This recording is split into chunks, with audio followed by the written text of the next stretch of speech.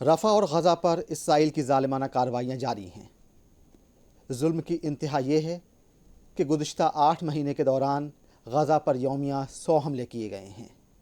White phosphorus का इस्तेमाल, जो कि एक पर्टिकुलर टेम्परेचर पर फौलाद को पानी बना दे, उसका सामना गज़ा के मासूम बच्चे कर रहे हैं।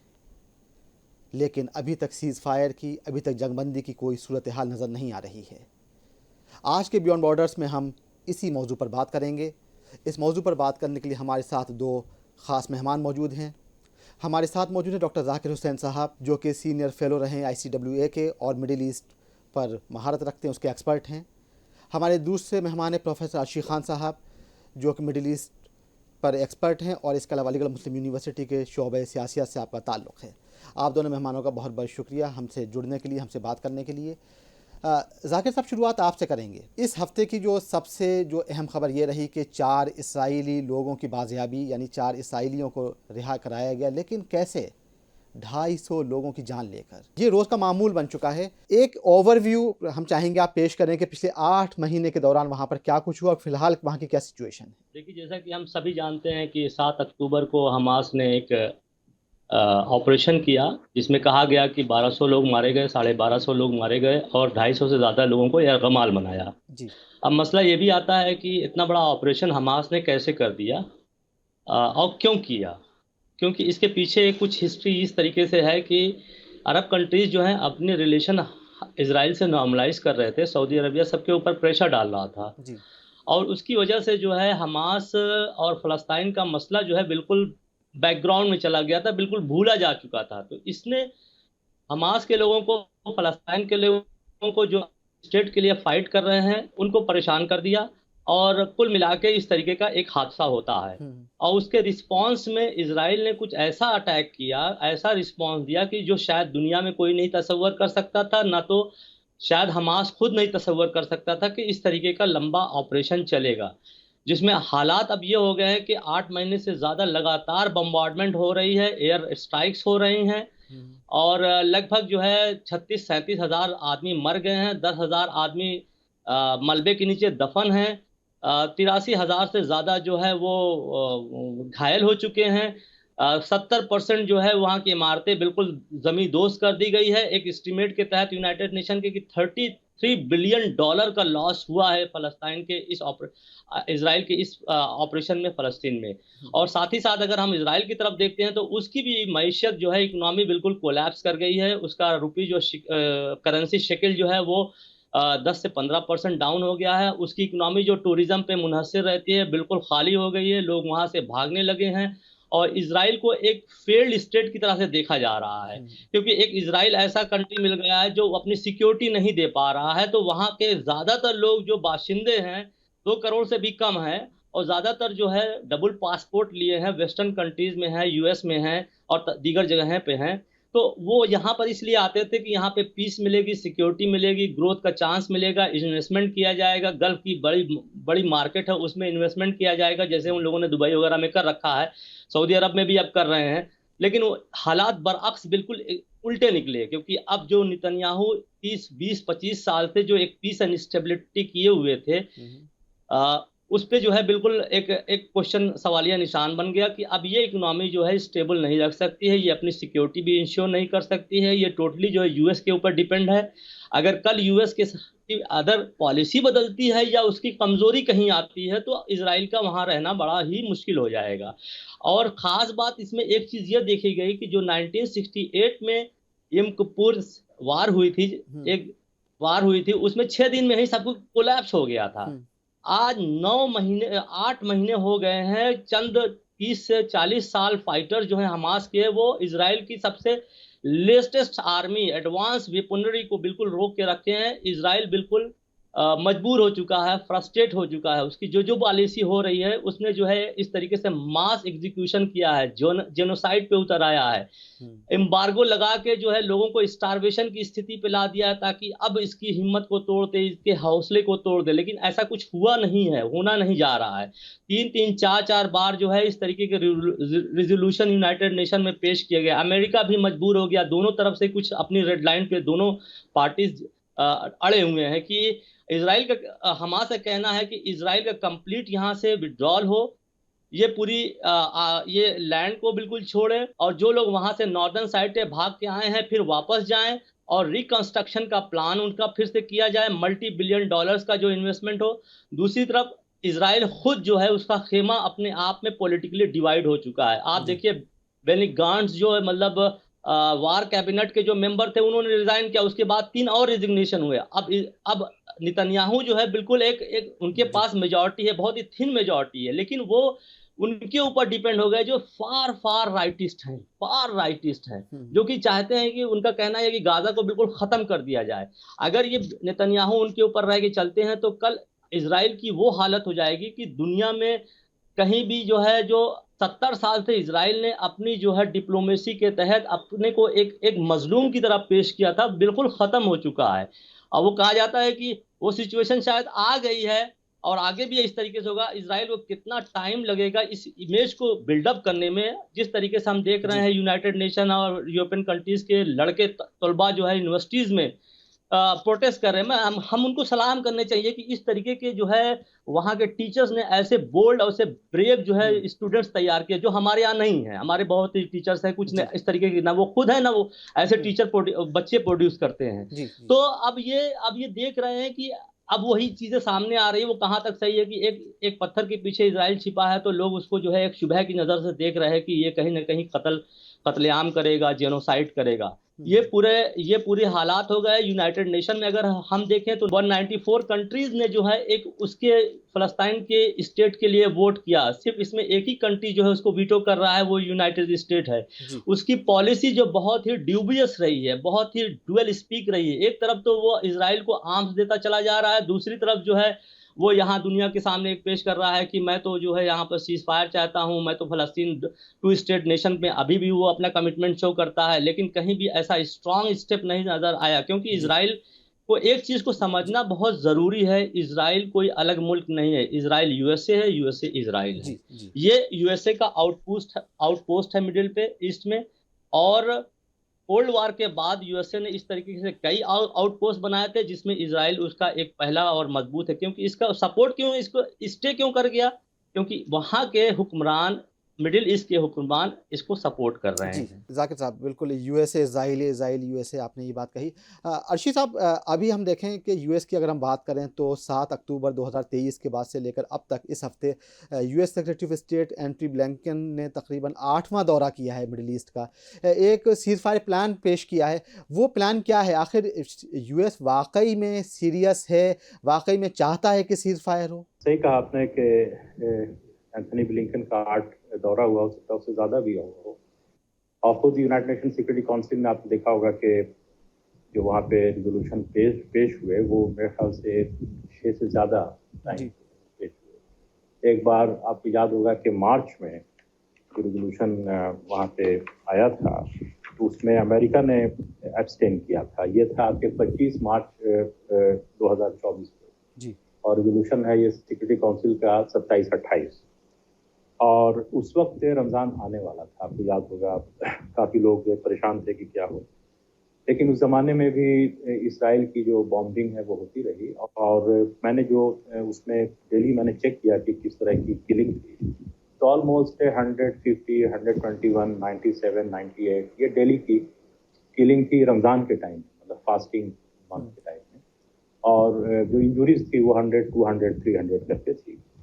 और ये जो रिजोल्यूशन था ये कामयाब नहीं हुआ। ये जो अभी करंट रिजोल्यूशन है जो काफ़ी न्यूज़ में है, गूगल पे पूरा छाया हुआ है, ये आपके 10 जून को, आज मंडे को, ये यूनाइटेड नेशन सिक्योरिटी काउंसिल में पास हुआ है। इस बार जो है रशिया ने एब्सटेन किया, और लेकिन जो एतराज़ात हैं वो 2 कंट्री ने इस पर पेश किया, तो वो बहुत इम्पोर्टेंट है। एक तो चाइना है, दूसरा रशिया है। और उन्होंने ये कहा कि इसमें जो इसको बोलते हैं 3 फेज जो सीज फायर डील है, यानी हर फेज का जो है वो 6 हफ्ते का एक फेज है। तो उसमें रशिया ने ये कहा कि इसमें काफ़ी एम्बिग्यूटीज हैं, मतलब चीज़ें क्लियर नहीं है, और इस वजह से रशिया ने जो एब्सटेन किया है। लेकिन ये जो रिजोल्यूशन पास हुआ है इसके बारे में बाइडेन ने 31 मई को, इसी मतलब 12 दिन पहले कहा था। और 5 जून को एक ड्राफ्ट दिया गया इसी का हमास को, और 6 को जो है हमास ने कहा कि चलो ठीक है, इस पे पॉजिटिव स्टेप है। और बाइडेन ने ये कहा कि ये बाइडेन प्लान है, और अमेरिकन पब्लिक ने ये कहा कि ये इजराइल का प्लान है। तो आप इसको इजरायली प्लान कहें या बाइडेन प्लान कहें या एंथनी ब्लिंकन प्लान कहें, लेकिन अगर आप देखेंगे कि जिस दिन पास हुआ रेजोल्यूशन सिक्योरिटी काउंसिल में, तो वहाँ पे जो मेन रिप्रेजेंटेटिव है, एम्बेसडर है इजराइल का, जिसको बोलते हैं एर्दान, तो एर्दान ने जो है वहाँ पे कोई स्टेटमेंट नहीं दिया। तो उससे लोअर कैटेगरी में, मतलब सीनियर डिप्लोमेट ने वहाँ पे दिया, और उसने ये कहा कि we don't like it, we dislike it. और बहुत सारे न्यूज़पेपर में आपको मिलेगा और स्टेटमेंट मिलेगा नेतन्याहू का कि हम कोई भी कंप्रोमाइज़ नहीं कर सकते हैं जब तक कि हम गाजा में हमास को मिटा नहीं दें। अब मिटाने का मतलब 2 है, एक तो है कि मिलिटरली हम इनको एलिमिनेट करें, ये वर्ड इस्तेमाल होता है एलिमिनेशन, ठीक, और दूसरा वर्ड है पॉलिटिकली। पॉलिटिकली का मतलब ये होता है कि फ्यूचर में हमास का कोई भी रोल गवर्नेंस में नहीं होगा। जैसे आपको याद होगा कि 2007 में हमास ने इलेक्शन जीता था, और फिर उसी ने हुकूमत बनाई थी वहाँ, और जैसे ही हुकूमत बनाई थी और इन्होंने जो है एम्बार्गो लागू कर दिया, इक़्तिसादी पाबंदी, तो 17 साल से वहाँ पाबंदी थी। अब इसमें जो 3 फेज प्लान है, ये इसमें तो पहले सीज फायर है, अब सीज फायर को बोलेंगे, बल्कि ये कहा जाए पॉज है ये, ओके, जैसे कि सीज फायर ये परमानेंट नहीं है, एक टेम्पररी टाइप का है। उसके बाद जो है आपके निगोसिएशन है, एक्सचेंज है, सॉरी, एक्सचेंज के बाद निगोसिएशन, और 3 जो फेज है 6-6 हफ्ते का, ये ऑटोमेटिक शिफ्ट नहीं करता दूसरे फेज, मतलब इंटरकनेक्टेड नहीं है। इसको भी हमास ने कहा चलो इसको भी हम मान लेते हैं। हालांकि हमास ने उसमें अपने अमेंडमेंट्स दिए, एतराज दिए, वो छोटे छोटे अमेंडमेंट्स हैं। जैसे अमेंडमेंट ये दिया उन्होंने कि भाई जो पूरा सीज है वो ख़त्म किया जाए, पूरी तरह से एक्सेस दिया जाए, और जो 7 अक्टूबर के बाद जो फ़लस्तीनियों को पकड़ा है इजराइल ने, खास करके गाज़ा से, उसके बारे में इजरायली ने कोई डिस्क्लोज नहीं किया कि वो कौन लोग हैं। तो ये लोगों को नहीं पता कि ये लोग मार दिए गए या डिसअपियर हो गए या जेल में। तो इसराइल ने ये कहा, सॉरी, फ़लस्तीन ने ये कहा कि हमें जो है इनकी जानकारी मिलनी चाहिए। हमास की ये भी एक उनका कंडीशन है कि भाई जो आप जिन लोगों को रिलीज करेंगे उनको आप दोबारा अरेस्ट नहीं करेंगे, इस तरह की चीज़। लेकिन इस सीज फायर में अगर आप देखेंगे तो मैंने उसको काफ़ी आज गौर किया, देखा हमने, एक तो है कि जो सीज फायर है वो टेम्पररी है, ठीक है, परमानेंट नहीं है। हमास चाहता है कि परमानेंट हो, फिर भी ये मानने को तैयार है। दूसरा ये है कि होस्टेज रिलीज होंगे कुछ, और उसके एवज में जो है प्रिजनर्स को रिलीज किया जाएगा।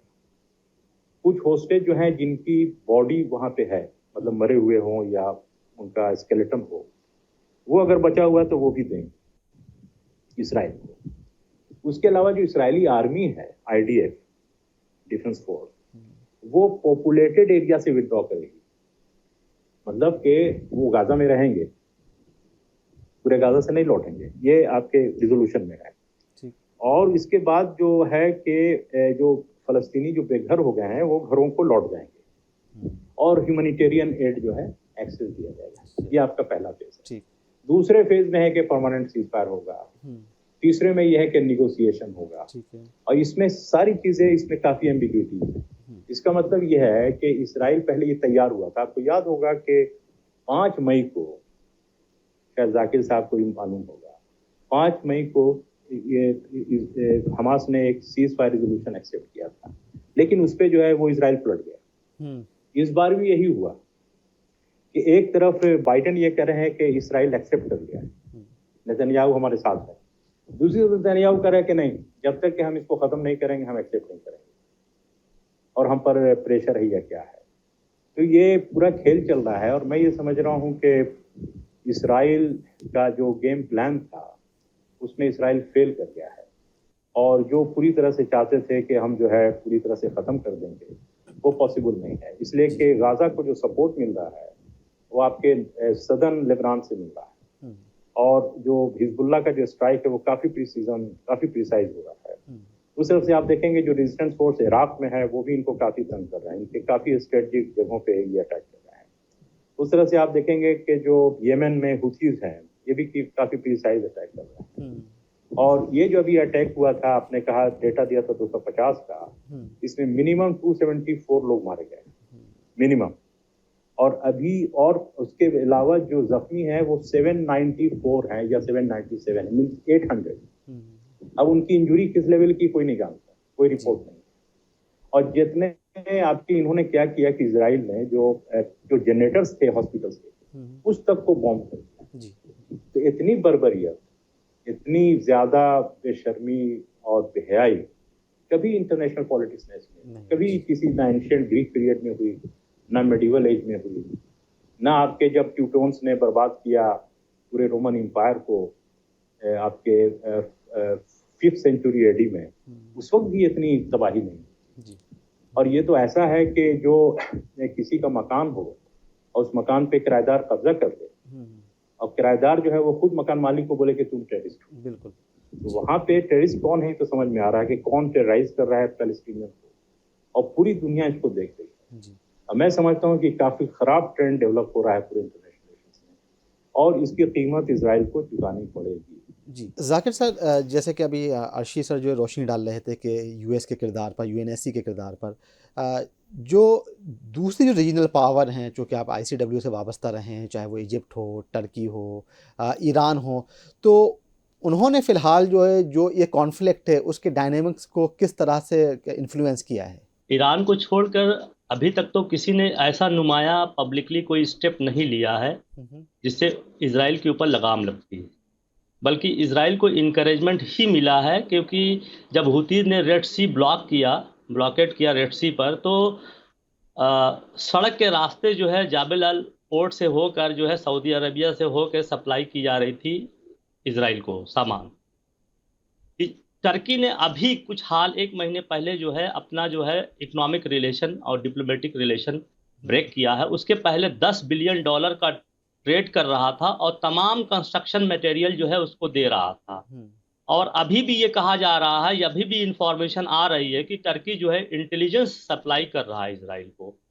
रही बात इजिप्ट की, तो इजिप्ट जो है चुपचाप बैठा हुआ था। बीच में ये भी हम देख रहे थे कि एक निगोशिएशन हो रहा था कि फ़लस्तीनियों को, गाज़ा के लोगों को सनाई में शिफ्ट कर दिया जाए और इसके लिए इजराइल को और सीसी को माकूल पैसा दिया जाए।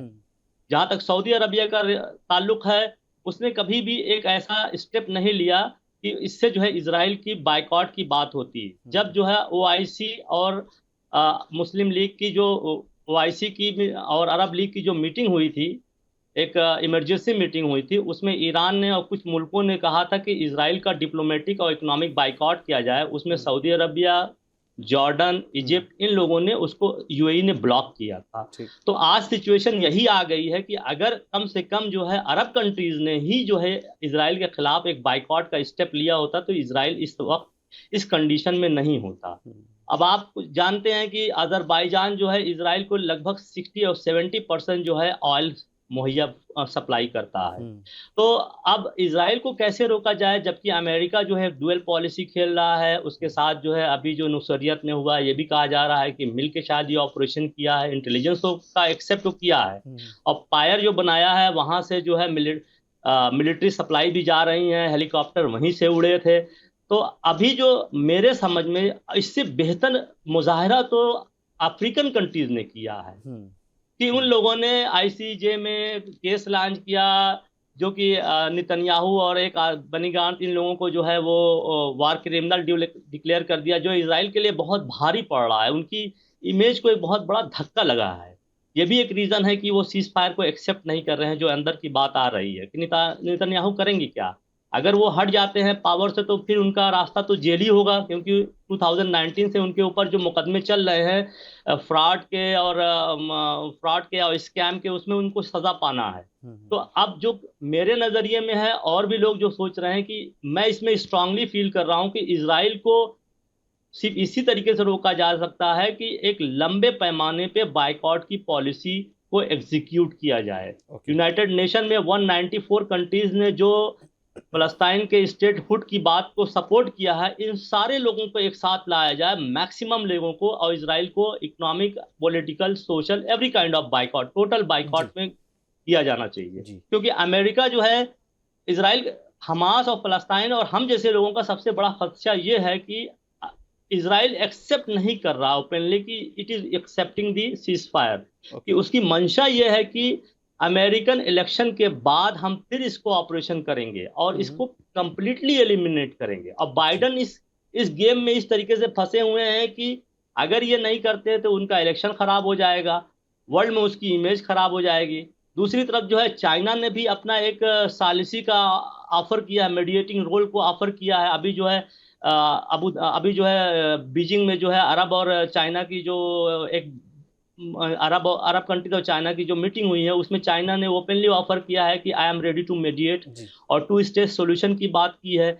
और इजराइल से कहा है कि भाई आप आके बैठिए, हम उस पर बात कर सकते हैं। तो अमेरिका की पोजीशन बड़ी खराब होती जा रही है, और रशिया ने तो अपनी एक पोजीशन ली है। तो अब कुल मिला के ये देखा जा रहा है कि ये मसला जो है 2 तरीके से हो चुका है। इजराइल खुद डिवाइडेड हो गया, उसका पॉलिटिकल डिसयूनिटी हो गई है, और ज्यादा फार राइटिस्ट गवर्नमेंट नेतन्याहू के साथ आ रहे हैं, जो कि और ज्यादा सख्त कदम उठाने की बात कर रहे हैं, जिससे इजराइल की इमेज खराब हो रही है। दूसरी तरफ जो है, अरब और मुस्लिम कंट्रीज जो है यूनाइटेड फ्रंट पे नजर नहीं आ रहे हैं। ईरान एक सपोर्ट कर रहा है, तो उसमें भी हम ये देख सकते हैं कि रईसी की जिस तरीके से ईरानियन प्रेसिडेंट की जो हेलीकॉप्टर को गिराया गया है, वो भी एक शुबह के दायरे में ही है।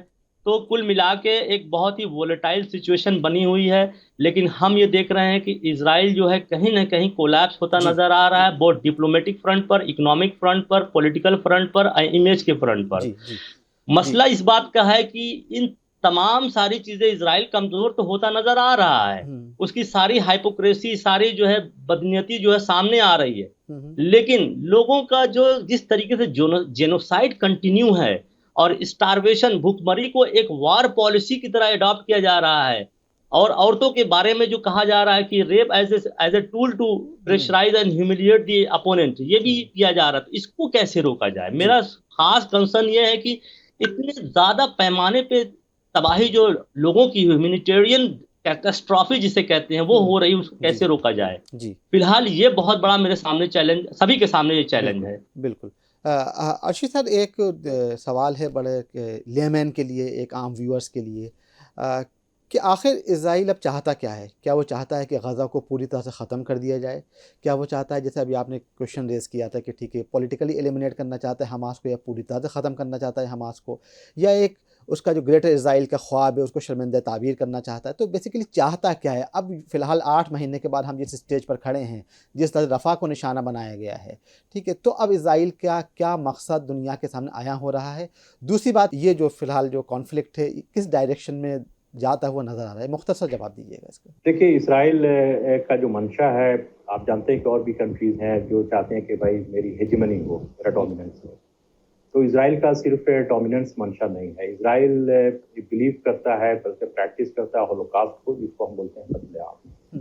और ये जो एक नॉर्मल कंट्री नहीं है, इसकी पैदाइश भी नॉर्मल तरीके से नहीं हुई, यूनिलैटरल हुई, इलीगल तरीके से हुई, इलीगली क्रिएटेड है, दूसरी की जमीन है, उस पर कब्जा है, वहाँ पे जो सेटलर्स हैं वो भी वायलेंस कर रहे हैं। उनके पास करीब 2.5 से 3 लाख लोगों के पास M16 सबसे डेंजरस राइफल्स दी गई हैं, मशीन गन। वो बेसिकली टेररिस्ट टाइप के लोग हैं, रेडिकल्स हैं। तो इसका जो नेचर है इजराइल का, वो प्योर रोग स्टेट का है, मतलब it's not a normal state. तो मतलब फलस्तीन के लिए, फलस्तीन लोगों के लिए ये एक टेरर ग्रुप है। मैं ये चाहता हूँ, बिल्कुल ओपनली मैं कह रहा हूँ, मैं इस पर बोल सकता हूँ। तो ये चाहता है कि हमेशा हम पैलेस्टीनियन को टेरराइज करें, इनको डराएं, इनको दबा के रखें, ये अपने कोई भी हक की बात नहीं करें, किसी भी डेमोक्रेटिक सिविल पॉलिटिकल राइट्स की बात नहीं करें, इनकी ज़मीन को जितना चाहें जब भी चाहें। आपने देखा होगा कि अभी जो 7 अक्टूबर है उसके उस जमाने में काफ़ी ज़मीन को इन्होंने हड़पा है वेस्ट बैंक में। बहुत सारे एरियाज को इन्होंने बैरियर के तहत कब्जा कर लिया, खुद गाजा स्ट्रिप में। और ये पूरी तरह से कब्जा करना चाहते हैं, लोगों को बिल्कुल बेज़बान बनाना चाहते हैं। ये चाहते हैं कि जो मैं कहूँ वही आप करें। तो जो रेजिस्टेंस है, जो अपने हक के लिए आवाज़ उठाना चाहते हैं फलस्तीनियन, ये चाहता है इजराइल के वो अपनी आवाज़ नहीं उठाएं। अगर वो उठाएंगे तो हम इनके साथ ये करेंगे। इसलिए एक नॉर्मल स्टेट नहीं है इसी, और इसराइल खुद एक थ्रेट है फलस्तीन के लिए, पूरे खित्ते के लिए, पूरे वर्ल्ड के लिए। और इसराइल को जब तक के प्रोपोर्शनेट रिस्पॉन्स नहीं मिलेगा, जैसे फॉर एग्जांपल 40,000 लोग मार दिए गए, for example more than 75,000 ton of explosive वहां गिरा दिए गए, फॉर एग्जांपल वहां पे जितनी भी यूनिवर्सिटीज थी 12 यूनिवर्सिटी को तबाह कर दिया गया, कम से कम 600 मस्जिद को पूरी तरह से डिस्ट्रॉय किया गया, सारे इंफ्रास्ट्रक्चर। अगर उसी तरह से जब तक प्रोपोर्शनेट रिस्पॉन्स नहीं मिलेगा, वही परेशानियां जो इसराइली जो फलस्तीनियों ने झेला है, अगर वो वहाँ के सेटलर, वहाँ के लोग ज़ायनिस्ट, अगर जब तक वो झेलेंगे नहीं, तब तक उनके समझ में नहीं आएगा। और मुझे ये लगता है कि अगर आप कहें तो इनकी पिटाई होनी चाहिए। आई एम सॉरी टू से ये वर्ड, इनकी पिटाई, ये पिटाई कर रहे हैं फलस्तीनी की, इनकी भी पिटाई होनी चाहिए प्रोपोर्शनल, मामला बराबरी का हो, और ये होगा, और ये पिटाएंगे, ये ठीक होंगे जी। और ये वक्त आ रहा है, इनकी इमेज जो थी वो खत्म हो चुकी है, इनकी लेजिटिमेसी नहीं है, और खुद वहां से जो आपके जो इजरायली हैं, जो शरीफ हैं, वो भाग रहे हैं, और ये pure abnormal, illegal, arbitrary terror type of entity बन गया है। 7 जून को फिलिस्तीन पर बमों की मूसलाधार बारिश के 8 माह मुकम्मल हो गए, लेकिन 7 किलोमीटर चौड़ी और 21 किलोमीटर लंबी गज़ा पट्टी पर अभी भी आग बरस रही है और सीज़ फायर की अभी कोई सूरत हाल नज़र नहीं आ रही है। बहुत बहुत शुक्रिया डॉक्टर आशीष साहब, बहुत बहुत शुक्रिया डॉक्टर ज़ाकिर हुसैन साहब, आपके इनसाइटफुल व्यूज़ के लिए, हमसे बात करने के लिए। इसी के साथ ही आज का बुलेटिन अख्ताम पजीर होता है। इजाज़त दीजिए, आदाब।